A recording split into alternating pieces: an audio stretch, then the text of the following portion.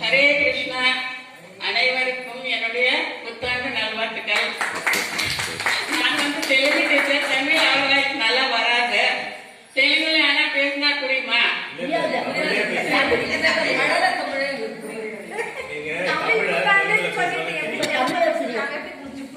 ஏதோ ஒரு வார்த்தையை தப்பா இருந்தா கூட மன்னிக்கணும் தமிழ்ல. ஆனா தெலுங்குல நல்லா பேசிடுவேன். நான் பாசத்துக்காக ரொம்ப ஏங்கினவ.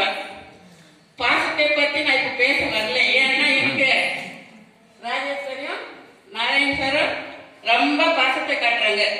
அந்த பாசம்ன்றது அவங்க 2 பேர்னாலதான் நான் பார்த்தேன். ஆனா இப்ப நான் பேசுறது பழத்தை பத்தி. பாசத்துக்காக ஏங்கினாலும் பழத்தை பத்தி பேசுறேன்னா அது காரணம் இவங்க 2 பேர் தான். பாசம் அவ்வளவு நல்லா எனக்கு கொடுத்துருக்குறாங்க. சப்போஸ் நானும் அவங்க கிட்ட வரலன்னா இப்போது இங்க உயிரோட இருக்கவே முடியாது. அவ்வளவு சிச்சுவேஷன்.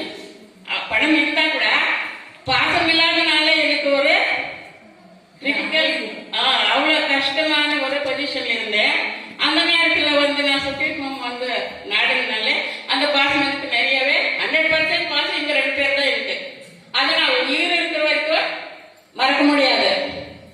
பணத்தை பத்தி பேசணும்னா சொல்றேன்.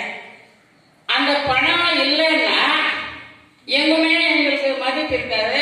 வெளியே உள்ள இருந்து வெளியே போகணும், வாசப்படி தரணும். அதனாலே நம்மளுக்கு பணம் வேணும்.